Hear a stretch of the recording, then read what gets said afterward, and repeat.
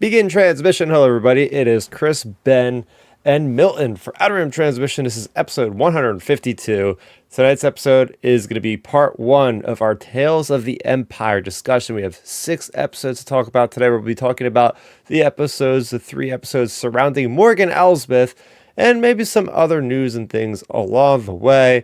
First and foremost, we are recording on May the 12th, which is Mother's Day. So happy Mother's Day to everybody out there. I kind of just want to open up the discussion right off the bat by just acknowledging a really cool video that Star Wars put out today. As much as in our group beforehand said, like, Star Wars has been killing it with these little YouTube short videos. The last couple ones they've put out have been pretty good, pretty good. So they put up one with like a compilation that's like a minute long of the different mothers of Star Wars, whether it be, of course, Shmi, to of course Hera, to Leia.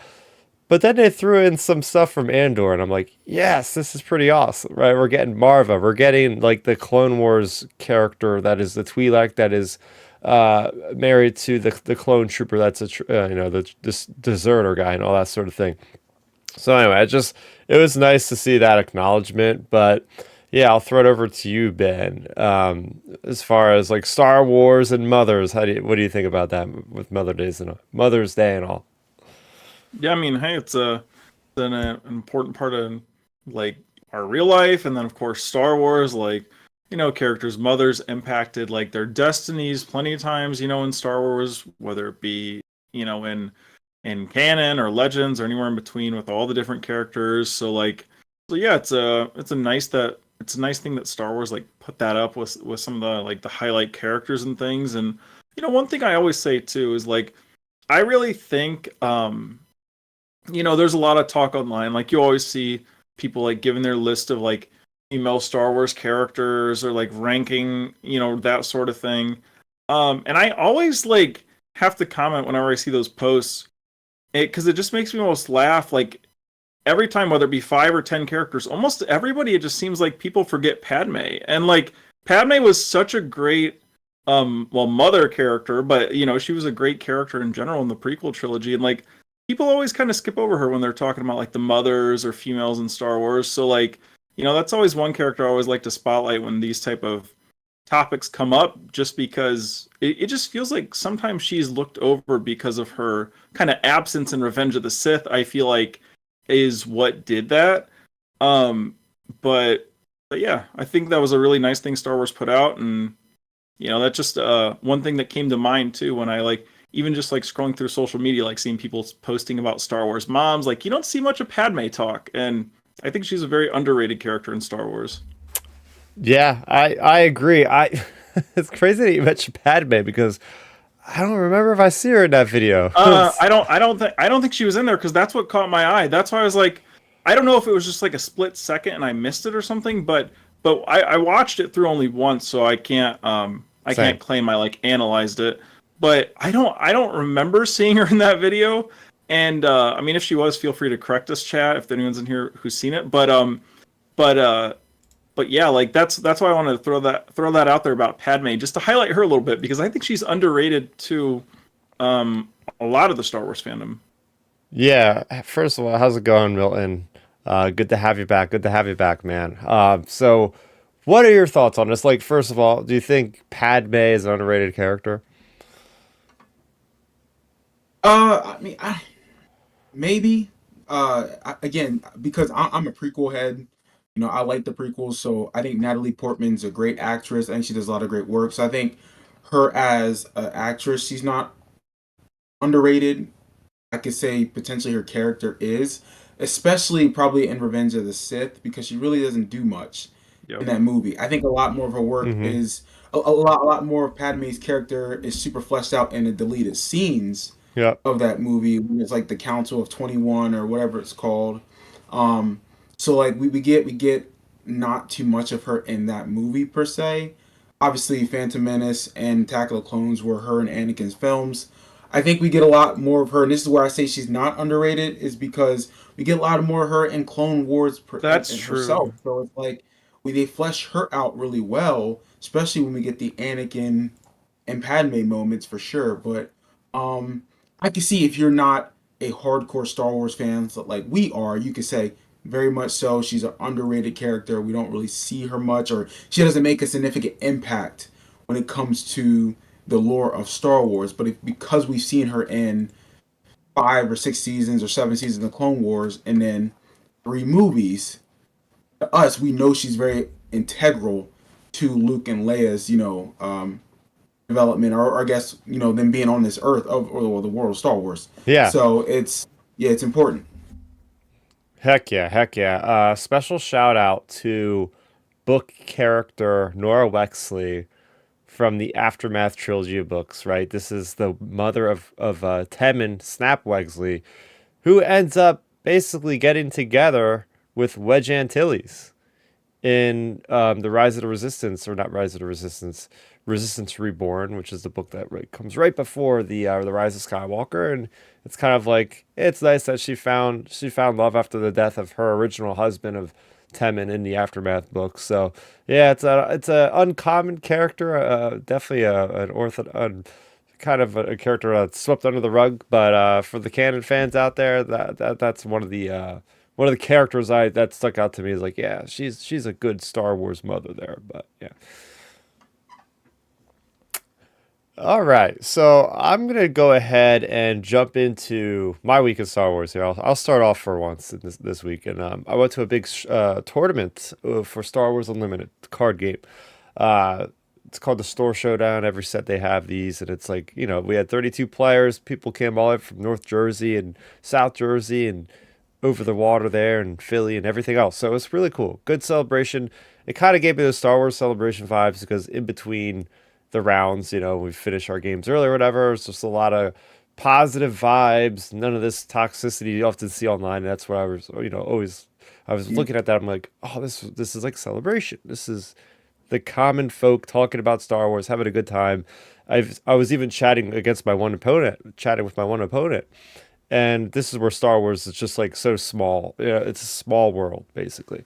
He was telling me about his buddy that used to work at Lucasfilm for a long, long time, has connections with Dave Filoni, and like this guy that I was playing, like went to the wedding that Filoni was at apparently. And his daughter at the time was watching Clone Wars, and literally was like, "Dad, can I sit with him?"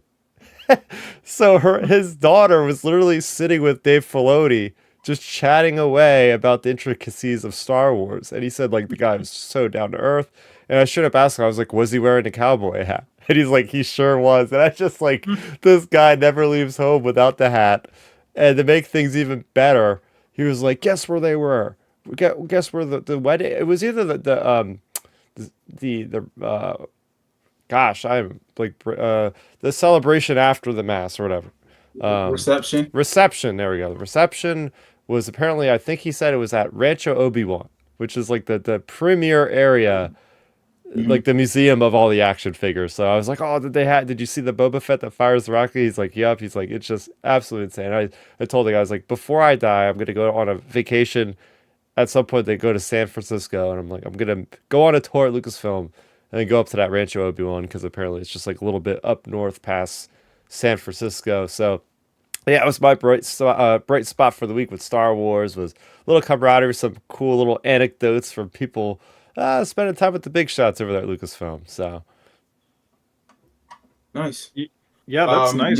that's pretty dope. I'd be pretty jealous. I think I just mentioned San Francisco to my girlfriend like a week or two ago about if we ever went out there, I want to go check out Skywalker Ranch. oh That yeah, that'd be so dope. Obviously Rancho Obi-Wan, that'd be fire. hmm Just because again, it'd be a dream to see what George created and what he was able to do to change films, especially mm, with with that ranch. So it was pretty dope. That'd be cool. yeah, legendary, legendary. Yeah, I mean Well, those I'll go. places. I'll go next for my Oh, week, go if you ahead, don't Milton. mind. So for me, it was just very much just low key. For this week regarding Star Wars. So obviously, I'm a huge fan of Star Wars creators on YouTube or just overall in general. I think a lot of the fan work is super superior because they just put a lot of passion into it for sure. But I think I've sent you guys the videos from that YouTube channel called Prism. Yep. of the three of the sequel trilogy that they did, but they've been working on a Obi-Wan Kenobi series Ooh. for the last 4 weeks. And they've got 4 parts that they've released the last 4 weekends. And part 4 was released yesterday. And the title is like, what if Obi-Wan Kenobi was great or something like that, part 4. They're like 6 minutes apiece. And I know I'm plugging another YouTube channel here, but it's essential that you guys watch this, and I'll probably send it to you guys. It's pretty much what the Obi-Wan series should have been, Hmm. because spoiler alert, they have Reva in this particular show. They brought her back. Obviously Obi-Wan Kenobi, and then they have Galen Merrick, like a young Oh. Galen Merrick. Yeah, Oh dang. Vader is obviously in it, and then they have Cal Kestis. Mm. Oh.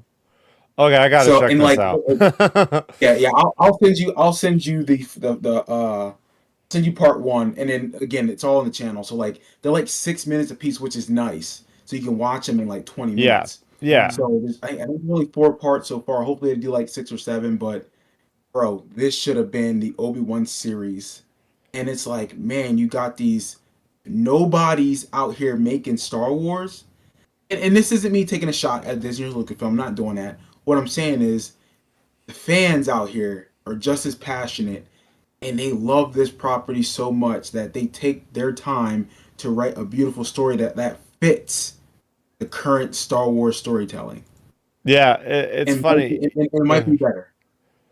Yeah, I've been shouting from the rooftops for a while now, like put Cal Kestis and Galen Merrick in a game together. I was really hoping that would happen with Survivor. It's like it's a softball. Like he's an Inquisitor, Galen Merrick, and he showed up in a video game. Put him in another video game. What's the best video game to put him in? A game that has Darksiders and lightsaber wielders. Put him in the next Jedi game. Hopefully, the last one of the Yeah. trilogy he shows up in. I was gonna save this for a little later, but since you already kind of broke the topic of Obi-Wan Kenobi, this has been making rounds on the internet. There was an interview with Pablo Hidalgo, and he had basically said along the lines that George Lucas told him that he actually really enjoyed the Obi-Wan series, which I think a lot of people, as you can imagine, that would probably be the least one he would like that one the least, but it's very interesting. I thought that was very interesting. It's cool to first of all like know that George is still interested enough in Star Wars to like occasionally check things here and there. Um, Right. so I found that interesting. Yeah, no, Yeah. I think that's really dope. I think it's cool. I mean, look, we all know here, Obi-Wan wasn't perfect, wasn't made perfect. There were flaws to it, and I think we all can agree it wasn't a terrible show. I mean, it's way better than Boba Fett. We all can agree on that. Yep. Um, were there some hiccups? Absolutely, but at the same time, like there were a lot of good things about that show that we still hold on to. I mean, the Vader Anakin Skywalker stuff was beautiful. I wish we Mm. got more of it. We all agree that the story could have been centered differently. It could have been told through a different lens, in the sense of we didn't really need the whole Reva stuff. Probably that story could have been tweaked. And we should have got more Grand Inquisitor. But other than that, though, I mean, even with its flaws, it's not a terrible show. I mean, I'll probably rewatch it again. Mm-hmm. But it's cool that George Lucas really enjoyed it. I mean, and that just goes to show that Ewan McGregor is his guy. Hayden is his Yep. guy. Let's be real here. That's probably why he liked it more too, because he's like, Yeah. okay, I Yep. brought these two on to the prequels. They're my guys. Like that's my franchise quarterback. That's my franchise, defensive end in football terms. I'm gonna love them no matter what. They made me a Hall of Famer, so I'm gonna rock with them. Mm-hmm. So it's like, all right, cool. There you Yeah, go. I agree. I think it's cool. I I agree with you, Milton. I think a lot of it, if it is true, like I think a lot of it is, having to do with Hayden and Ewan getting a second chance again. I think that's a big part of it, knowing, George knowing what they went through with the prequel trilogy at the time, anyways, in terms of like certain fans back in the day and stuff.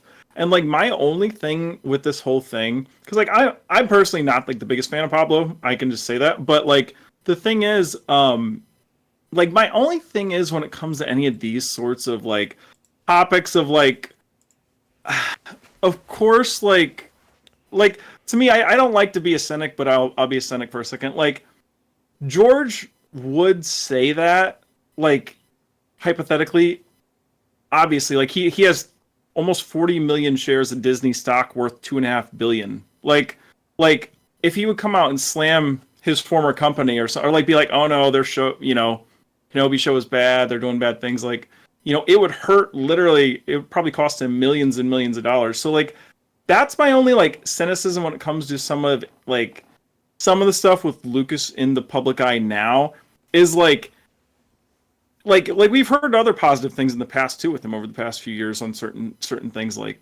but it's just like, to me, I look at it with a kind of like half foot in the door, half foot out the door type situation, because it's like when you have billions and billions invested in it, I mean, why wouldn't you be supportive of it? Like even when back a month or 2 months ago, whenever like Lucas said he like fully supports Bob Iger, of course he's gonna do that. Like, so like that's my only thing with it, that I would have to caveat that statement from like Pablo about.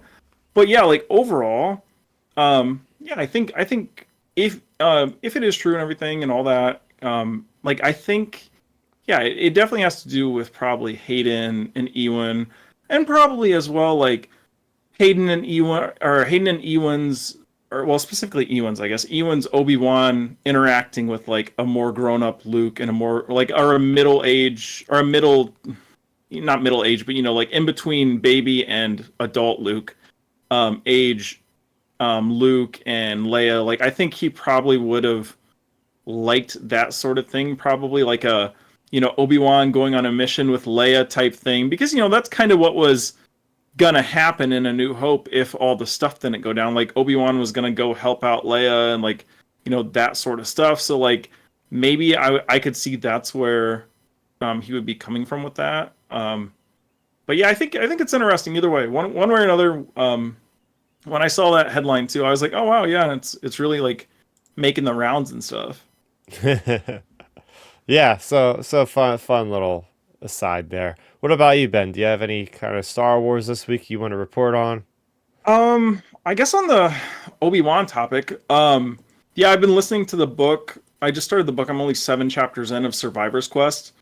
It's a Legends book, and basically, or not Survivor's Quest. God, that book is so good. I'm still talking about it. But Outbound Flight is basically the prequel to all the Thrawn era or the Zahn era books. And it takes place actually when Anakin is 14, so shortly after Phantom Menace. And it's really cool because, you're getting like a young Anakin and Obi-Wan when he's just Anakin's master. You're getting Joruus C'baoth. You're getting Palpatine. We're even getting a classic like Palpatine / Sidious pulling a fast one on people. So like it's a funny thing. Like I think I don't remember at all what happens in this book, so it's gonna be interesting to see. But I think Palpatine's setting up something to like kind of frame one of his own guys, because all right, so you have Palpatine with his aide in this book, and then the aide is working for Darth Sidious, and Darth Sidious is having the aide spy on Palpatine. So I think he's doing that to maybe set this guy up or something, Yeah. So it's definitely an interesting little, like a little, it's like the D plot of the book. It's just, it pops up every now and then, and it's just like, oh, this is going to be fun just to see how this resolves. But overall, I mean, it's been an interesting book because, like, of course, it's leading up to like the whole Outbound Flight project I talked about a few weeks back, and then the stuff that goes on with Thrawn.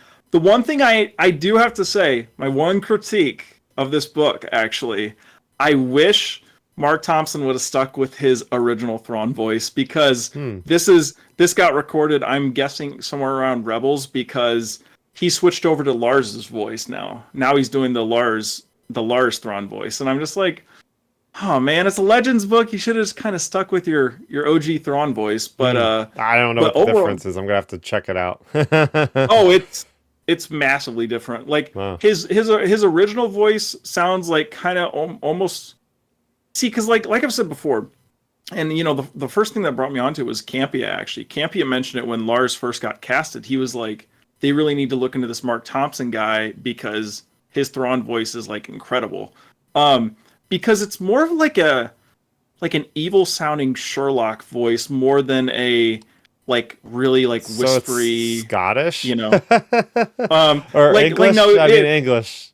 if you hear it, you'll understand why. But yeah, so it's definitely been a little bit of an adjustment going from like that voice to Lars's voice, which they're both excellent voices separately, in my opinion. I think they're like on equal par. Um, but yeah, it's been a really good book so far, and like I said, it's in the prequel era, shortly after Phantom Menace, and yeah, it's been interesting so far. So I'll keep everyone updated on it. Yeah, what the heck? I might as well have the book talk as well. I finally picked back up the Tales of the Empire. No, no, it's not Tales of the. That's what we're talking about. Tales of the Jedi. There we go. Uh, and it's basically the first chronological Star Wars story, and it's a couple miniseries make up. It's like epic collections from Marvel. If you're not familiar, it's like they have like three or four like different comic miniseries kind of pushed together into one collected edition. So it's dealing with the Rakata, which were funny enough mentioned in Andor out of all different possible canonical stories. They mentioned it in Andor, which seems like the least likely thing to ever get a mention to like the Infinite Army and all that kind of thing. So we're dealing with that. We're dealing with that. It's interesting. We're on Tython. It's where James Mangold movie is reportedly going to be set, I would imagine, if they harken back to this stuff. So yeah, it's like I said before. I'd rather not have lightsabers 26,000 years in the past, and I'd rather not have ships that have hyperdrives 26,000 years in the past. So, hopefully, that's one good thing about the canon. Things getting wiped is they can more naturally work in technology, which they did a great job with the hyperspace prospecting routes in the High Republic and all, making it seem like, hey, yeah, this stuff does seem like it's a bit of a leap in tech when you go down to Phantom Menace and then Rise of Sky, then like Last Jedi, where they have like ways of tracking hyperspace. Like there is a through line now with the canon that is showing the progress of technology, at least in an 80-year gap, right? So. There you go. There you go. Getting into the show proper. For those of you that are wanting to know when we go live usually every Sunday at 7 p.m. Eastern Time. You can join the chat and get involved with a positive Star Wars community here on youtube.com/Starrapter. And we are available to download on any podcast app of your choice, Spotify, Apple Music, and any other places that podcasts can be found. Just search Outer Rim Transmission. All right, we have a couple releases this week. Me and Matthew over on Star Wars Underworld's YouTube channel on the Tractor Beam talked about the High Republic issue number 7 and Darth Vader issue number 46. What just came out today that I didn't even tell you guys about because I said, yeah, why not leave you guys with a surprise as I was left with one earlier today. And The Simpsons actually got a special on Disney Plus. Yeah, it's crazy. There's been no promotion. The Simpsons May the 12th be with you.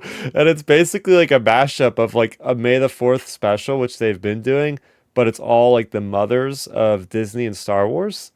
So it was really fun. It's only like a three, if you're familiar with the other Star Wars Simpson mashups over the years, it's like it's like 2.5, 3 minutes long total. And it's really fun. Like it's just, there's a lot of deep cuts. A lot of deep cuts. This is not like your usual Star Wars fare where it's like, oh, there's Luke and Obi-Wan. Like, no, they have like Rhoda the Hutt, like Stinky the Hutt with Ahsoka Tano. I'm like, that impressed me. That really impressed me. There are, the Bith band from A New Hope shows up. You got the singer with the really long legs with the long lips, Nice Soodle, and Return of the Jedi shows up. There's so many moments, and there's like a lot of fun background characters from Disney that you wouldn't expect with Star Wars, like the older sister from Lilo and Stitch, and a bunch of other little deep cuts there. So yeah, I strongly recommend if you guys got 3.5 minutes this upcoming week, check it out because there actually was a lot of laughs in that one. They go to Disneyland and there's like a big revolt with the stormtroopers and it's just kind of over the top as you would expect with everything when it comes to The Simpsons and Star Wars. So yeah, it's kind of crazy though because there's like no word of this. I mean, I guess they wanted to like shadow drop it, but I was like perusing YouTube and a friend of the show, Chris Forsyth, who has a YouTube channel as well, had posted about a reaction to that. I'm like, Well, that's new. And then sure enough, it was right there on the main page of Disney Plus. So there you go. Yeah, then I'll have to check that out. I didn't definitely have not heard anything about that at all. And I love when those shows like The Simpsons or Family Guy or like Robot Chicken or those things like do the Star Wars parodies. Like oh, that's another thing I meant to actually bring up for my week in Star Wars actually. So like the other day, this was I think Friday night. Yeah, it was Friday night. I guess I'd never seen it, but I looked at the release date and it was like last Christmas or so. It was an episode of Rick and Morty, and they actually on that episode, so like Rick, the main character Rick on the show, gives Morty the grandson a lightsaber for Christmas actually, and basically the whole episode, Morty's like swinging it around in the garage, playing with it, whatever, and then it like slips out of his hand and he drops it, and it's just like slowly falling through the earth and stuff. So the whole episode is like them like, just all kinds of like hijinks, like trying to get the lightsaber back and everything. So that was like a fun little thing because they always do like little Star Wars references in that show, and like that episode was literally about recovering a lightsaber that was gonna blow up the earth. Oh my So gosh! Wow. so it was a really fun episode. If anyone has a chance to watch it, I'm sure it's on HBO Max if anyone wants to check that out. Yeah. But yeah, that's another little thing. Cool. There you go. There you go. Well, getting into the show proper, our main topic of the evening will be the Tales of the Empire episodes revolving around Morgan Elsbeth. I know Milton has a bunch to say about these. We gave our initial reactions to the series as a whole last week at the tail end of the, well, actually not even towards the middle of our show. But yeah, I want to throw it over to Milton. What we're gonna do first, we'll give like overall thoughts of the episodes, and we'll go into each episode bit by bit. I guess is a way we could Right. do it. I pulled up the Yeah. episode titles Um, here, so yeah. So when it comes to the Morgan Elbeth's episodes, they were significantly more superior than the Barris Offee's ones, and that's not to throw shade at Barris. I just felt that Morgan has been a character that's more fresh in our minds from the most recent Ahsoka show, and obviously from being a Mandalorian most recently. Plus, it was nice to see how her through line tied into the Clone Wars prequels, and then obviously to post Return of the Jedi. Um, so yeah, I felt those particular episodes were more superior than Barris's episodes. And again, I still would put Tales of the Jedi, Ahsoka's, and Obi-Wan or Dooku's stuff over Morgan's any day okay. because I felt like that was just a punch in the face for us. That was like, whoa, when it comes Hmm. to superior Star Wars storytelling. But to stick with these three, and I guess we'll break it down individual for each episode. But I'll Yeah, just go with my overall thoughts on it.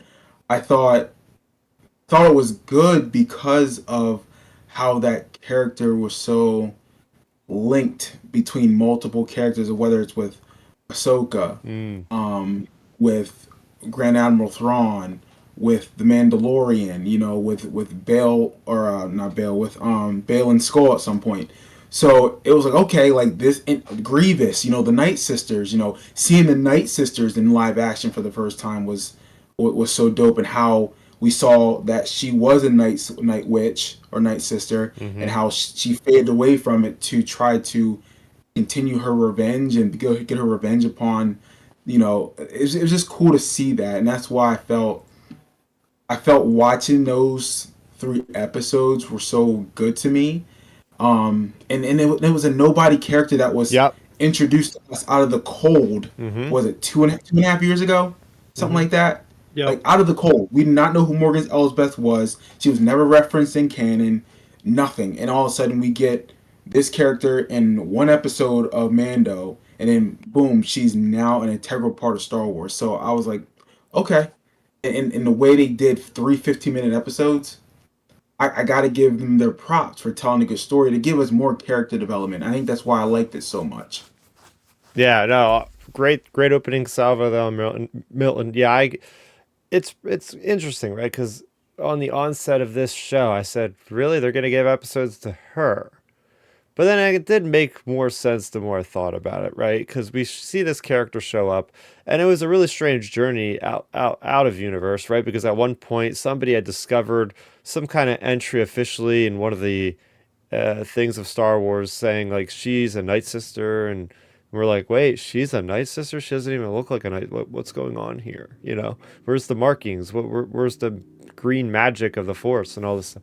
So it made so much more sense after watching season 2 of Ahsoka or season 1 of Ahsoka, and then going back retroactively and enhancing. That's what's so good about Star Wars is like we see this time and time again. A great job. The great thing about the one canon universe, the one timeline, is nobody is ever just a nobody. There's always an option to go back and flesh them out, and then you get an enriched experience next time you go back and watch those live action episodes in Mando and Ahsoka. So I really liked like what you said about a character like this interacting with all these big heavy hitters of the Star Wars galaxy, whether it be Thrawn or whether it be Grievous or all these other characters, right? And that was really a nice thing to see threaded throughout the Tales of the Empire episodes as well. My only thing is I felt like I by the end of that third episode, I just like, okay, she's really just this evil person, and I guess that's the point of these. But But you know what looking though? back, Is she yeah, really evil? yeah, And I only and I bring that up just because I mean, look, we all know in most storytelling, the villains don't think they're evil. You mm, know, like they think they're doing the right thing. They think they're doing justice for the most part in mm, their own world.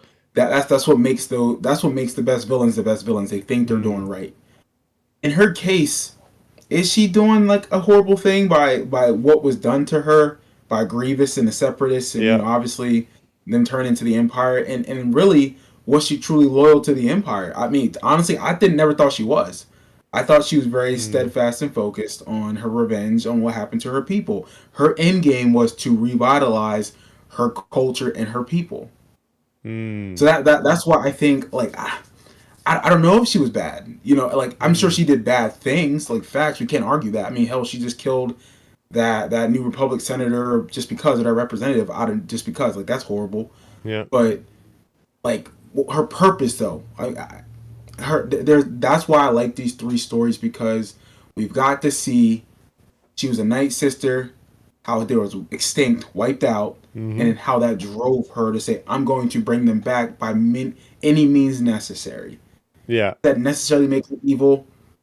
It's a yes or no question, and there's a lot of gray area to it. But mm-hmm. that's why I liked it so much because we got to get more of her story and why she was motivated. Yeah, and hey, that's what we're here to talk about, right? Is these things where somebody on a panel think of this, somebody on a panel thinks this, and maybe by the end of the discussion, I might be swayed, and that's the fun part of having these kind of open discussions. What I did enjoy about the episodes is the overall through line, going from Grievous to the Empire to like the New Republic Yeah. storyline, or there are massive jumps in time, but the trajectory is logical for where she ends up. So, throwing over Hmm. to you, Ben, what's your initial thoughts on her episodes? Yeah, I mean, I can agree with you guys on pretty much all those points. Like, I think the episodes, looking back on them now, for starters, I love that they had what's her name, Diana Lee Santo, I believe. I love that Mm-hmm. they had her playing herself. So that was really really nice. And then, she just I don't know her voice just really translates. Like even though it's animation, I can just still picture her being in live action. Like she's such a good translation. I feel like from live action to animation. So that's one thing that really stood out to me. And then yeah, like in terms of like her character arc, yeah, she went on a see like the villain thing. Like she was definitely a villain, but I wouldn't say like she's like pure evil or something because by the end of it, when we see her get taken out, she like her motives were for Dathomir. So like it's just kind of like on the edge of like, is she doing this for her to like to avenge her people, but she was doing a lot of bad stuff for the Empire, so it's kind of like a gray area, like you were saying, Milton. Um, so yeah, like her arc was pretty good throughout this. And then even like you both mentioned, the stuff with Grievous was very good. Just getting to see more of that backstory, more of that like evil, like terrifying Grievous, like we got in like the Tartakovsky Clone Wars Mm-hmm. compared to what we've seen in other iterations of Grievous, where he's more of just kind of like a hunking around machine Right. guy. So like we actually got to see him. That's a really good point. I forgot about that because you mentioned it last week. I think Mm. how he Yeah, looked menacing. yeah, because like you remember Milton like in like the Tartakovsky stuff, like when the ARC troopers are chasing him down, like he's taken out, he injures Sacy Ten and Shakti and Ayla Sakura and like all these Jedi, like they get injured because of Grievous, and like you know so like it's like finally we have that, like, say Tartakovsky version of Grievous back again, where versus we've got him. He was a villain to a degree in some of the Clone Wars episodes and even in live action to an extent, but like he still was more of like a hunking around coffin robot alien guy more than anything. In what we've seen recently, so it was great getting to see him in a like more evil form, and then even you know like it was nice getting to see Thrawn and Rook again, and then like how they connected to Morgan, and of course, like I mentioned last week, like just the little connection to Legends with that entire little community was pretty cool, and then even like the little, I mean it's non-canon obviously, but like the Dave Filoni, like the little Clone Wars short story of presumably what that being her character. Mm. So it's cool just getting like some of those little connections like that to other outside material for like us hardcore fans that like keep up with all the different things, whether it be Legends, canon, short stories that don't count for either of them, or anything in between. Like it's cool just getting to see those types of little connections that add into like these types of stories. So like yeah, overall, I don't know. I just the Morgan Elsbeth stuff was pretty good Yeah, for what yeah. it was. Like to me, like you mentioned, Milton, it was really like Tales of the Jedi are definitely like A tier. Like that's like top tier stuff, especially in my opinion. I think like if I could press a button, I would love to see the Dooku arc in live action. I would love to see that.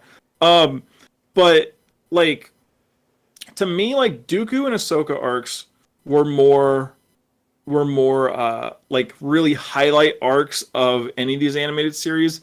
And to me, I mean, I guess spoiler a little bit for next week's episode of Barris stuff, but for me, like the Morgan Elsbeth and the Barris stuff really felt more along the lines of like, just another kind of, just another like good Clone Wars arc per se. You know what I mean? Like it's more of just like good. It's not outstanding, not bad. I think it's just like good.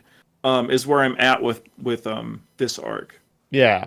So let's break it down. First and foremost, I want to draw attention to.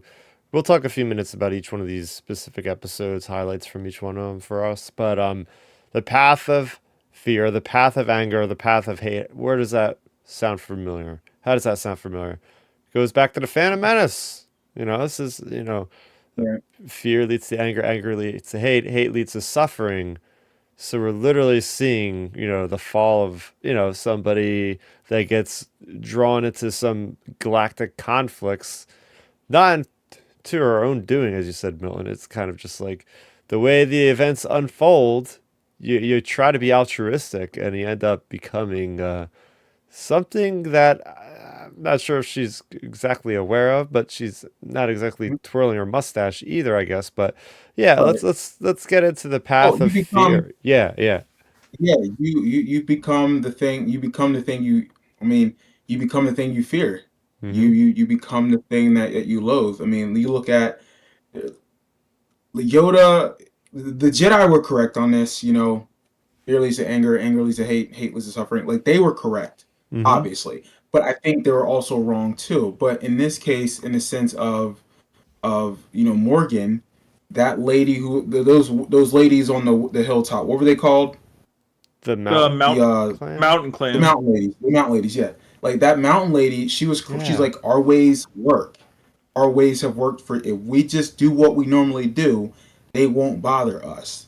And I love the quote she said, just because we don't fight, don't presume that we can't defend ourselves or something like she said. Mm. Do you remember that after she Mm-hmm. saves them? Hmm. And that really touched me because it's like you're absolutely right. Like if you just stick to your principles or your fundamentals of what keeps things peaceful or what keeps your people at peace, 9 times out of 10 things seem to work out in your favor for the most part, or eight out of 10. You know, that 20%, there's always some outlier.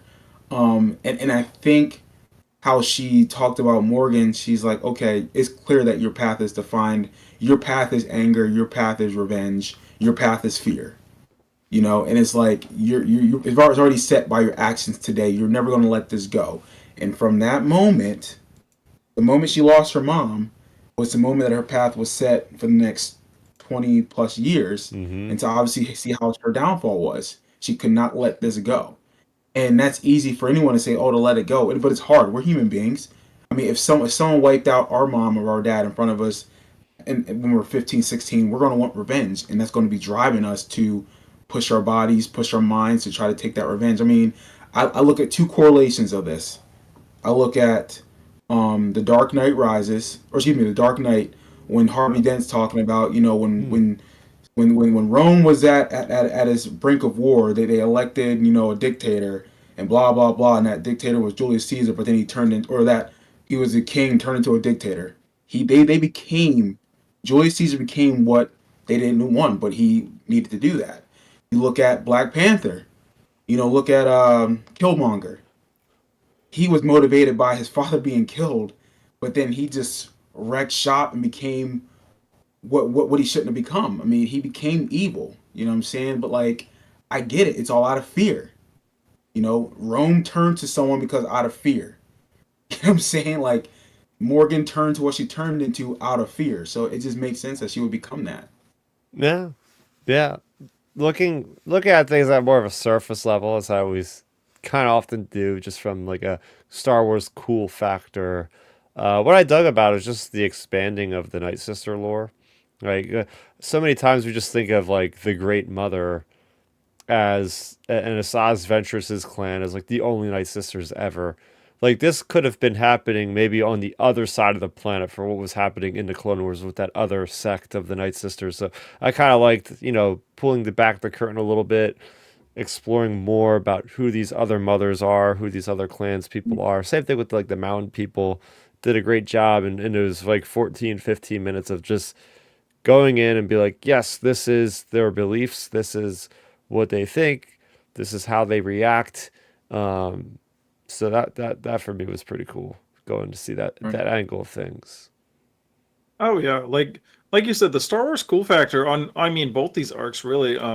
You know, we had a lot of good, cool Star Wars moments. You know, like whether it be like the cinematography, the action. You know, like you said, Chris, like exploring maybe a different part of the of Dathomir as a whole. Like, because that's the thing a lot of people forget about when we watch Star Wars.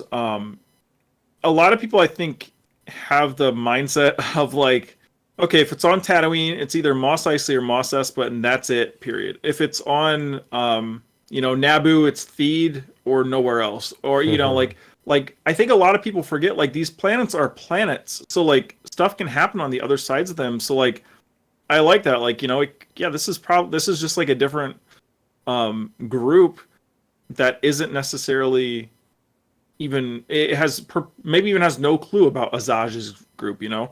So like it's nice getting to see kind of that contrast of things.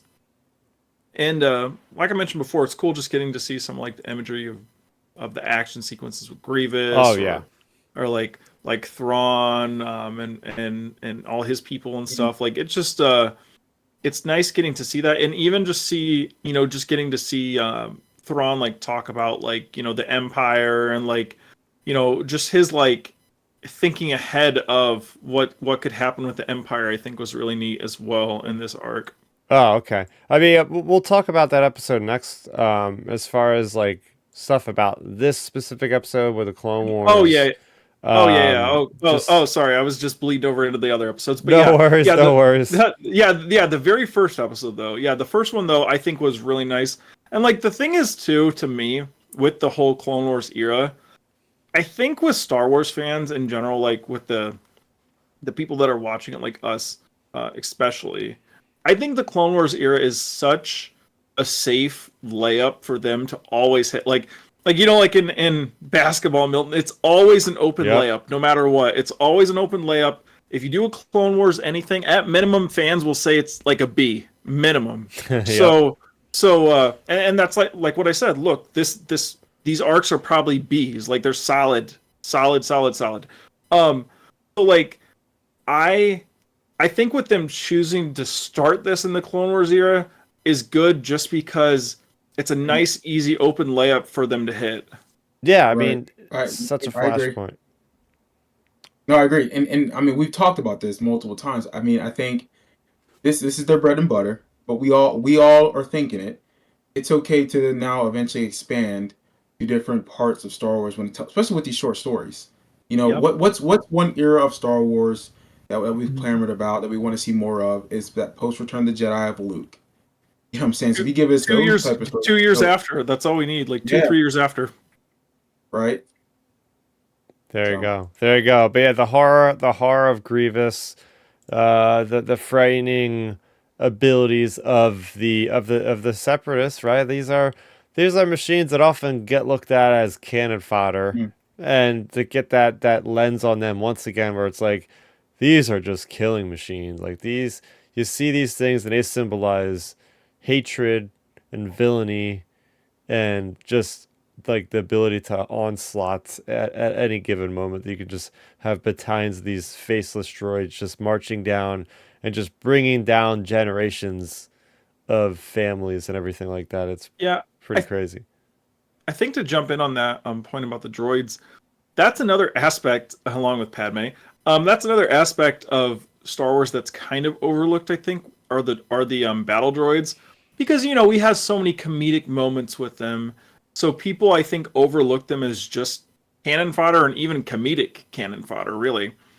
But like, we just saw Phantom Menace in the theaters, and like there are parts in it like sure you have funny moments with the battle droids, but the thing is, like, there are still underlying like pretty intense things with the battle droids. Like, you know, they're rounding up camps of hostages basically in the city. Like, they're literally saying, take them to the camps or whatever. Like, so like they're rounding up people mm, and stuff. So it's not like they're just like these comedic cannon fodder points. Like in Mm, Phantom Menace alone, they're rounding up people mm-hmm. into camp. So it's like that's one thing I think people really overlook with the droids because we've had so many comedic Roger moments and all these things like so people just kind of like I think they almost put them in like the 3PO category of like they're just funny droids with guns when they're actually like you said Chris they're kind of like they're death machines like Yeah, it is what it is. It is what it is. Does anybody have anything else to talk about when it comes to this first episode, The Path of Fear? I'm good. oh, All right, so moving on to the next episode. This one has Thrawn. This is the Path of Anger. As described with the description on Disney Plus, Morgan is approached by a potentially powerful ally. Oh man, I lost my crap really early in the morning when I watched this before going into work. I Mm, just had my breakfast and I damn near did a spit take because it's like that's Captain Paleon from the Thrawn frickin' trilogy of books. Like, holy crap, this is awesome. Like, this is how you thread in the lore. Now, granted, that wasn't the first time we've seen the dude. We seen him in was it episode 7 of season 3 of Mandalorian? He's on the Shadow mm, Council. They're talking to him, but briefly more so the hologram more, yeah, hologram. But seeing this guy in the Imperial era was really cool. Was really cool. Um, One big thing that I don't know, it just kind of rubs me the wrong way. Did they have to attach her to be the one that came up with the TIE Defender program? I, s- I mean, personally, I prefer it to be Thrawn that mhm. came up with that. Not trying to sound like I'm just like a dude behind a computer or whatever, but I just, I don't know. It's just like, what do you think about this, it Melon? What do you think about this, Melon? yeah go on. I I don't mean, know, but honestly, look. I think because I know you are probably more of a fan of Thrawn than I am in the sense of understanding the character. And like I first heard of him obviously back in the era of the Empire books when I was younger, but I wasn't really like a Thrawn guy. You know, so such a Vader head still, and you know what I'm saying. But I'm fine with it just because even though they're saying that it was her ideas and obviously we are used to it being Thrawn's babies or how they perceived it early on. I'm fine with it. It felt organic only because I think it served a bigger purpose in what she was trying to do. She was trying to get an end to the Empire. So, and it's not like she's dumb. It's not like she's not able to be creative. I think they did a good job at showing that ability of her, that she's naturally talented. She's smart. She has resources. Like even how she spoke of the current TIE fighters and said, "Hey, you guys are stalling out here, X, Y, and Z. This is what the boost is, blah blah blah." Well, that two sentences right there told me, okay, she's been doing her research. She's paid attention to the Empire's military and how it wouldn't function well, but I can upgrade it. I can be an ally. So if we didn't get those sentences, I can say she just made this up off the streets. Hmm. But she presented it and was like, oh, she's got that science background. She did some studying. She's been on a walkabout to understand not only the Night Sister way, but how the Empire functions, how technology is incorporated in military usage and that type of thing. So it felt natural to me. Yeah, what about you, Ben? Yeah, I'm kind of in the middle on this one because it's like you were saying, Milton. Like I could see like going back to your rise of like a villain point you were making. Like I could see like this being a thing to like or like even like in our fitness realm, like something that triggers someone to get into shape. Like maybe the events of Dathomir triggered her to get into like learning and doing all this stuff, yada yada yada. So like I could see it going in that direction because like we've seen Darth Maul driven by rage, like her driven by rage, like all these things. So like I could see it being viable as to her like doing that. And then like on the other side of it, it's like it is kind of like odd just because it's like I mean, this is all coming from Dave, so it's like his own creation where he's just like he's kind of like adding into the own backstory of it all, I guess. But it's like in Rebels, if you watch Rebels in isolation, it clearly is Thrawn. Clearly, Yeah. I think, and like there's even a hint that someone else developed it, and then it's like we go back to that. But then again, I guess it's on the flip side of like. We never saw who developed Star Destroyer. Like, Right. we never saw who, like, Yeah, because let's be real. We all probably thought when it comes to Death Star, was this a Tarkin thing? You know what I'm saying? Like when we probably first watched the movies. But even understanding who Admiral Thrawn is, doesn't it seem like he would organically use other people and delegate and try to understand it? He does that when it comes to understanding your enemy. He's like, hey, I'm gonna look at the art, the music, the food, the culture, the way the wind moves. Like so he's gonna see how can this person be an ally and what strengths do they have, and then he's gonna use those ideas and kind of adapt it to what it fits his agenda. So I can see how this works in both ways. Yeah, Well, like even with me reading through the Zahn books and all the Legends books, like there's literally a point in one of those books.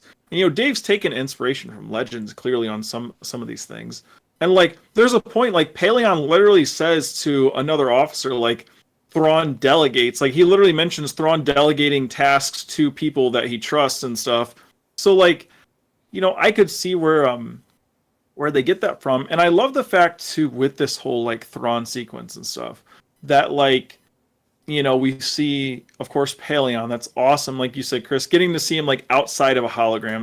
That's like that's really neat. And then even getting to like see like with Rook being involved. Like I would love to see them involve the Nogri somewhere or another than just being more just like a standing side character. Because like in Legends, like the Nogri are like these like basically stealth assassins for the Empire. So like it'd be cool to see them involved eventually more like in action, just because like in all the Legends material like the Nogri people are like they're literally like you have like the like Vader's 501st and then like the Nogri are like the next group in line that are like basically the Empire's highest tier of warriors. So like I'd love to see more of Rook, more of like some of the Nogri people. But yeah, I really like. I think Dave has a good handle on how to like organically incorporate Legends material into canon. And this episode was purely a lot of nods to Legends. Like, of course, Thrawn and Rook and Paleon. the Mountain Clan itself. You know, I think I talked about it a few weeks ago, Milton, like on in the Courtship of Princess Leia book, like they like our original OT characters interact with this mountain, pretty much this Mountain Clan group in the Courtship of Princess Leia, and that's a Legends book. So like, you know, that's I love whenever they pull like little references like that out of Legends into canon, just because it's like, you know, like you mentioned before many times on here, Milton, like, you know, the whole, oh, we don't have source material thing. And then Dave's like, actually, there's all of these books that we can just reference basically. And, you know, he throws in these little nods like this. Like in this episode is just another example of those references. Yeah, yeah. For the character of Morgan Elsbeth herself in this, she kind of like sells her soul to the devil for power, Yep. kind of, right? Like she's like, oh, I got this planet Corvus, and that was cool because it's like we got so much from this planet in just these two episodes, and then in the Ahsoka series, we get to see what happens when somebody just says, screw the resource. We're gonna exploit this for resources, and we see this mentioned all the time in Imperial era stuff, right? Especially in that Catalyst book, I think it was in, where Yep. Director Krennic is strip mining like the heck out of these planets for the materials, and he's trying to cover it up, saying there was Even like an in Rogue explosion. One. Yeah, Rogue One as well, right? So it's cool to see again another through line of like the Imperial people are just like so flippant about just these different planets, just seen as numbers rather than like ecosystems and bastions for living things. They're just like, yeah, screw it. We're gonna just I have Corvus. We're gonna use that to fund this whole place and to get the Tie fighters, the Tie defenders going. So that's where like the slippery slope eventually begins for her. But yeah, yeah, I was so thrilled to see Rook. Like you don't know how Yep. excited. That's why this episode was so good for me. I was like, first it's Pelion, then it's Rook, and then it's just the entrance of Thrawn at the end, and just the explanation of what is going on, which is so fun. You know, one thing, little wish list. Eventually, when we get Dave's movie, of course, like Thrawn has his like whatever zombie type troopers and those types of things, Yep. whatever. But like, man, I would love. Of course, Rook's dead, or at Yeah. least implied. But I would love for them to give us a live action Nogri, like a couple Nogri people with Thrawn Ooh. like as extra bodyguards in the live action form. Just even if they're cool, Star Wars does this a lot, so like it's really not that big of a stretch, but just give us a couple Nogri in the background live action, like standing next to Thrawn. Like I would love that.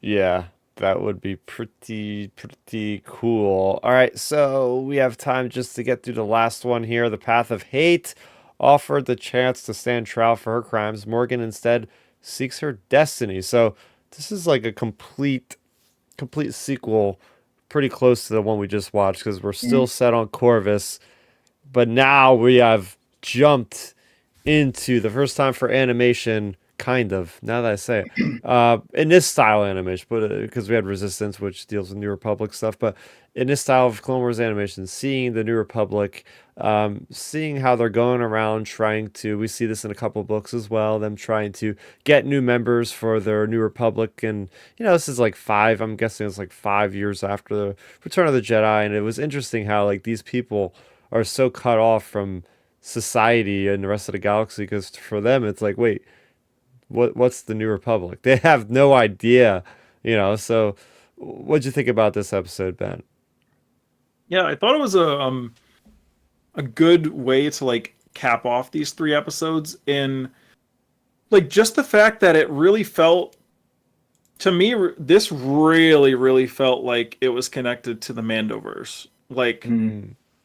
just the way it was shot, the way it was looked and animated, I really felt like, of course it's animation, but like you could picture the events of this episode in live action like very easily because we've seen all these environments, just so recently in The Mandalorian, just a year ago or whatever, or a couple of years ago. Like we've seen these environments, so it's just really neat getting to see this again in animation. And like I don't know, I just thought it was a really good way to wrap things up and to like I think more is like a momentum, like a ball rolling down a hill, like or yeah, like a ball rolling down a hill.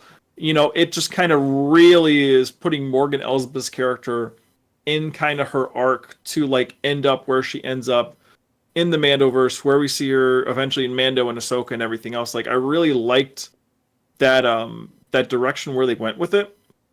I do kind of wish it like somehow, I don't know, maybe ended more toward like right when Ahsoka's arriving, just to Yeah. like really, just to. This is just me being like a nitpicky fan of like, hey, I want that connecting moment where it's just like, hey, boom, like 1 second later is the start of Mando season 2, episode 5 or whatever. Like I would love for that to be a thing. Like maybe you have like Morgan Elsbeth sitting in her like building or whatever, and like someone comes in and there's like, oh, there's a ship approaching from whatever sector, like wherever Den and Grogu were coming from or something. Like maybe like I would have loved to seen that sort of little Yeah. like I know that sounds like such like a Marvel type connection thing, but I would have liked to seen something like Yeah, I that. mean, But overall, I yeah. thought it was a good way to end it. Yeah, I mean, it's implied, right? They're like, oh, there's the Yep. communicator. And somebody had Yep. told me that they said the voice was Bo-Katan or something like that. It was. Mm. Oh, Oh, really? interesting. I did But not you have even the pick up on that. subtitles Yeah, on, it says it- that? It was Katie Sackhoff. Oh, Oh, dang. oh, dang. Okay, Mhm. well, there you go. That's all you need. For me, that's Yeah. enough. And it's really, Oh, that's perfect. I appreciate, now that I think about this, I appreciate Lucasfilm for the restraint on Ahsoka Tano's usage in recent Star Wars. Now that I think about it, she didn't show up in one episode of Bad Batch, and I am shocked. I am shocked Mm. that Lucasfilm just didn't shoehorn her in Yeah, there. I'm glad she did it. Yeah, I'm glad it there's didn't need no to need happen. for her to be there. There was no There's need. no need for her to be there. Yeah. She's dead. Like everyone Yeah. thinks she's dead. And we don't need her in every story. Mm-hmm. Exactly. What were your thoughts on this specific episode, Milton? I like this episode. I love the ending. First of all, I think it was this was the Morgan Elsbeth that we were very familiar with from Mando. Because at that point we didn't know who she was, but we knew she was some type of evil, ruthless, dictator, or what's her title again? Governor? Magistrate? No, she's Magistrate.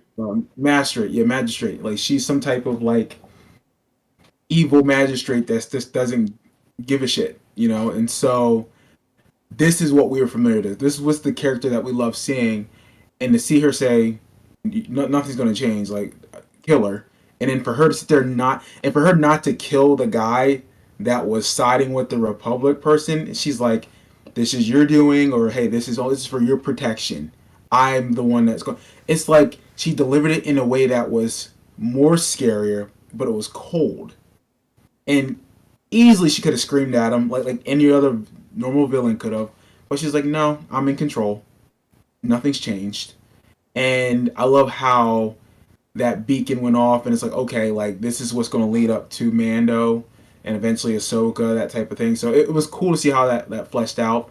And it's nice to see more of this New Republic Yeah. timeline at that point. So that's what I really appreciated about it. And it was a good line that they used too. He's like, different news gets to us slower, and that made sense, like because she keeps them isolated, and Yeah. that's how you keep victims down.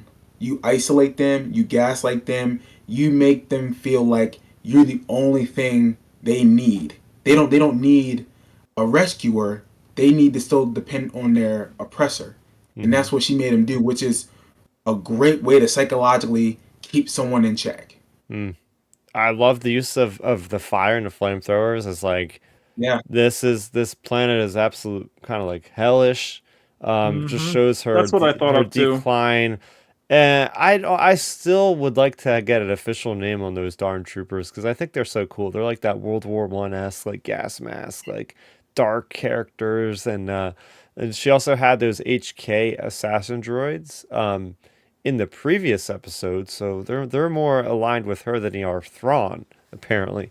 So yeah, just little things here and there, but yeah, pretty good, pretty good. I mean, for me personally, this is the one I like the least out of the three. I feel like there wasn't for me as enough with this episode for the character herself. I agree with that. I agree 100%, Chris. I think you're right. And Oh. of the three, this wasn't the most meatiest of the episodes. But continue. Yeah. Do you agree with us, Ben? Me and Oh Milton? yeah, for sure. For me, if I had to like uh rank them, I would say 2, 1, 3 would be my rankings of the three. I would say 1, 2, 3. Yeah, I'm about to say I'd go 1, 2, 3. I think, I mean, that first episode set the tone for Mm. where she was going and what led to her becoming who she was. hmm hmm Yeah, yeah. So I mean, if I were to give a score for these 3 episodes, I would go ahead and give it a solid 8 out of 10. Solid 8 out of 10. What about you, Ben? Yeah, I mean, like I mentioned before, I think to me these episodes are kind of like a good arc of Clone Wars, just a kind of like another good arc of Clone Wars. So with that, it's Mm. a it's a real strong 8 out of 10, I would say. hmm I would say regarding these three, score wise, I would say 8.5, just because I think I liked it probably the most out of the three of us here in the sense of the excitement and what the storytelling was regarding, her being fleshed out more. The visuals are, dude, the visuals are so great. The music Yeah. was great. The action itself, I don't think we talked about that enough, is the action sequences from episode one with Grievous and how he's just wrecking shop. But Mm. also in episode two when she's using the blade or the what's that metal called? The metal. The Oh, bar that she uses. Oh, Beskar. Beskar. Beskar, Yes. Beskar. That's a good fight sequence. Like I was Yeah, very yeah. impressed with Mm. how she tapped it down and really how they animated it well. So I would say overall the aesthetics visually, the music, the action. I praise the Kinder family at this point regarding the music usage and the storytelling. 8.5 for sure. Heck yeah. Heck yeah. So sound off in the chat. I see you, Skywalker's Academy and Aaron, some other people that are they're watching that aren't chatting in the chat. Throw your scores down for the Morgan Elsbeth episodes of Tales of the Empire. I have just enough time to just quickly talk about 1/2 stories here. Maybe if next week we might talk about the other things here I have on my list, but they're pretty minor anyway.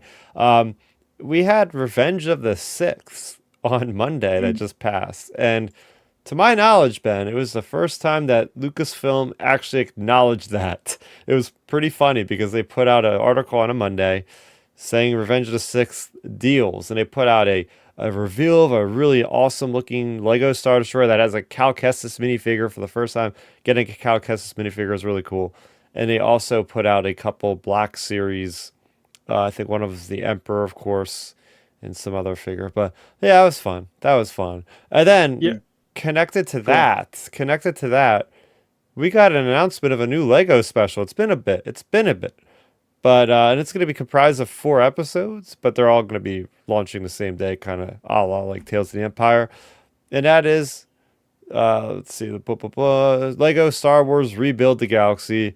It's basically like Star Wars flipped over on its head, like things that we would, canonical things yeah. suddenly being mixed around. And the biggest thing that was freaking me out a little bit is their acknowledgement of a Darth Jar Jar. Yeah, they leaned into it, Milton. The old like Lucas like joke about Darth Jar Jar, like Jar Jar being the big bad or whatever. Like he's gonna be Mm. the villain of this. Yeah, I'm not about that life. I don't know. I already told my nephew, I said, hey, dude, we're going to have more Lego Star Wars to watch coming up in Yeah. September. And that's what he's been really gravitating towards because earlier yesterday, he was saying, hey, there's this big worm creature in one of the Lego specials or something. I'm like, Hmm. he's like, it's like Mm. one of the things that was the bones in A New Hope. He's 4 years old, granted. And I'm like, Mm. oh, is it the Great Dragon? He's like, yeah, I think it was. Now I'm thinking to myself, like, Yeah. huh, I'm gonna have to see where the Great Dragon shows up. But Well, anyway, regardless, Well, it's cool. It's cool. oh yeah. Also to tail off on that, like with the Jar Jar point bringing up, that reminds me just to add in there for anybody. I'm not sure if you saw the screenshot in our group chat, Milton. It got reported by Variety. Phantom Menace is now the most rewatched Star Wars thing on Disney Plus. well, I saw that, but then I thought I saw something like they made like 15 million, Yeah, like in so like re. And Yeah, like, last can we talk about that for a minute? I mean, can we close the show with this conversation, Yeah, Chris? yeah, Because I yeah. do want to talk. Sure. yeah, I'm sorry, I'm yes. hijacking the podcast today. Oh no, you're fine, Milton. So Yeah. so yes, so for the opening weekend of Phantom Menace this past week when it came out, was they made initially, this is the interesting part about all of it. So Mm. Thursday into Friday, they made 2.5 million. So at that point, people were like, oh, it might end up making like, five, 7, maybe 8. six, Yeah. 7, 8. And by the end of the weekend, by Sunday night, almost 15 million flat. It was like 4.98 or something. So like 15 million flat. So it made another almost 13 million from Friday to Sunday. Like that is incredible showing from the fans. Yeah. Love it. And I didn't see it in theater. Like I was Yep. busy. During the weekends, and I think when they eventually they'll do Attack of the Clones and Revenge of the Sith, right? The re-release or whatever. I'll probably go see one of those two in the theater. But it's like for that particular film, that was 25 years ago, and all the hate the prequels got like during that time, and it's like that movie was released 25 years ago to make 50 million on a weekend when it wasn't it beating out like some new releases this week. It was number It's 2 like, in the box office. it's like, that's insane. And I was seeing so many posts on Facebook. I'm talking from like local people that I live around who are like, "Oh, I'm going to see Revenge of this or Phantom Menace this weekend," or I'm seeing people post about watching Phantom Menace at home with their family and their kids, and it's like a lot of us who are in our early to mid 30s have children now, and we're sharing that experience with them. So like to take them to the theater or to go on Disney Plus and say, "Hey, this is what I grew up on when I was 10, 11 years old." Whatever. I mean, that's so dope. Like to see that. I mean, and I know this isn't Star Wars related, but you look at other franchises like Ninja Turtles or Power Rangers, you can share that with those generations too. Say, hey, this is what I grew up on. Let's check this out, and then it becomes a thing again. So to see that Phantom Menace made Well, 15 million in a 4-day weekend or whatever it was, like mind blowing, dude. Because that validates how important that movie is to Star Wars. I mean, I know there's a lot of original OG fans, and I'm one of them. But the prequels are just as good to me, and they're just as essential to Star Wars. Well, good well, news, Milton, Milton. just to go on, Chris. I was gonna say I just looked at my local theater and they're still playing the Phantom Menace because Yeah, I'm pretty sure a lot of them are still playing it. Like, so you got Yeah. a chance to go see it if you got Well, time. yeah, you're right. And that actually reminds me because, like, spoiler, this upcoming Sunday I won't be able to do the podcast because I'll actually be in New Jersey visiting. Yeah, I'll be visiting my girlfriend's family. So because it's for her nephew's birthday, and like I got him a Darth Vader for Yeah. his birthday. Yeah. Like, I mean, Star Wars, bro. Star Wars is everywhere, my man. So like, it's impactful. Not only to 30-some, 40-some year olds, but the little 6-year-olds, 7-year-olds, 8-year-olds. It carries. So to sit there and have that movie in theater, and I guarantee they're keeping them in theaters longer because people probably couldn't go last weekend. Exactly. It's going to make another 5 million. I guarantee you that. Well, Milton, I think the best part about, I think one of the most impressive parts about like this release, I was telling Chris about it last week, was, so like, where I live, you guys live closer to bigger cities. So like, there's a chance your movie theater could always be like bustling and full of people. Like I live in a small town, small, rural, like blue collar community. Probably like 80% of the people around here either work in factories or hospitals or are teachers. That's pretty much what almost everybody I know does, those occupations. And I am not kidding you. Our theater, so the big main rooms, like the how you have your different sections in the theater, the 4 of them were like at 90 out of 100 capacity, and then our theater that I was in, so the other one was at like 80 or 90, 85 out of 100. So like we had, like 350 people on a Thursday night, midnight showing in our little town here. And it was just crazy to see that type of a showing because, normally for stuff like that, factory workers got to be in at like 6, 7 a.m. Like, and around here, like I said, most people are working those type of jobs. And it was just so cool seeing our little theater almost completely sold out for a 25-year-old movie everybody has on Disney Plus now. Like that is That's Yeah. just, I don't know. It was just such a cool showing. Like I was shocked, Same. and I don't know. It was such a great experience. Yeah. So Like I'm there you actually go. I'm looking at a theater that's 30 minutes from me, and it's Mhm. playing up until Wednesday.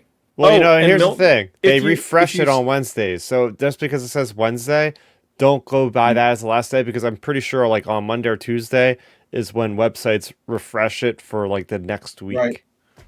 Yeah, well, I know. Well, they have it like today at 9 something, and like tomorrow's already posted with the times, and then they got Tuesday and Wednesday. So like, you're right, you're absolutely correct. But for them to still have it though yeah. for another three Here's the days thing. playing, and Yeah. then 10 days, like, come on, that's amazing. Because I missed out on the opportunity to see Rogue One and Return of the Jedi in the theater because they were literally only playing for like 2 or 3 days because they probably I guess just didn't make enough Mhm. money. But I just looked at the box office. It did have a dip. It did have a dip. It made $1.5 billion projected by the end of today. So up Mhm. from and 15 by the way is worldwide, and I'm also looking just like North America domestic is Yep. 1.5, so it could have made even more, I'd imagine. But Yeah. here's the Right. thing, right? Movies stay in a theater as long as they keep making money. So as long as people keep going to see episode one, Right. there Yeah. you go. Well, Milton, another little thing me and Chris both discovered from our viewing experience was like, I don't know if you ever noticed this, but I never noticed it until I seen it in the theater or listened to it in the theaters. If you let the credits roll all the way through, the very end of the credits, when it's going black, you hear Darth Vader's breathing. And like, I've never noticed that before watching it at Yeah, home. I And remember. I Yeah. was like, what in the world? Like, so that was something totally new for me. Cause normally when the credits come on, you just click it off and move on. So like, it was just, that was a cool surprise actually. Yeah. Yeah. Yeah, so there you go. Some really good positive Star Wars news to talk about. A very positive Star Wars conversation today, as we always have here on the channel. For the most part, there hasn't been any crazy drama. We don't try to report on the drama, but Not yet. it's been good Star Wars in the last couple weeks. And hey, there's a new Acolyte teaser that just got released not too long ago. So after this, I'm gonna shut this off and watch that one again because apparently there's spoilery stuff that happened in this thing. So very excited to see what that's about. But regardless of the fact, thanks to everybody that joined us tonight, this evening for our usual Star Wars discussion. Skywalker's Academy, Chris Forsyth, Joshua Rittenhouse, welcome to the channel. Aaron, everybody, and everybody listening after the fact. Remember, you can listen to us on any podcast app of your choice. Just look up Outer Rim Transmission, and we're on YouTube at youtube.com/Starrapter. Over on my YouTube channel, I have my comic book reviews. One of them when I was drinking blue milk, doing that whole thing. And apparently, blue milk is really good as a coffee, basically as an alternative to a coffee creamer, as my dad Hmm. said. So, Mm. I, yeah, you're right, Milton. I looked at the sugar content of that after you mentioned. I'm like, ooh, that's not good. Yeah, no, I'm good. You're drinking pure diabetes, bro. Yeah, so be prepared for that because my nephew had some last night with we were celebrating my sister's birthday, which is today. So shout out to her and Mother's Day and everything. And he had the blue milk with the cake that we were having. And it was 9:30 at Oh night my. and we were running around the house. He was saying he's a stormtrooper, and I said, "Buddy, Hmm. you don't want to be a stormtrooper. They have the worst aim in the Hmm. galaxy." And it was a good time, but fun things to leave off on the episode. But yeah, Milton, where can they find you, and what could you be talking about online this week? Well, they can find me X at Milton Weber 7 or on Instagram at Milton 7 Weber.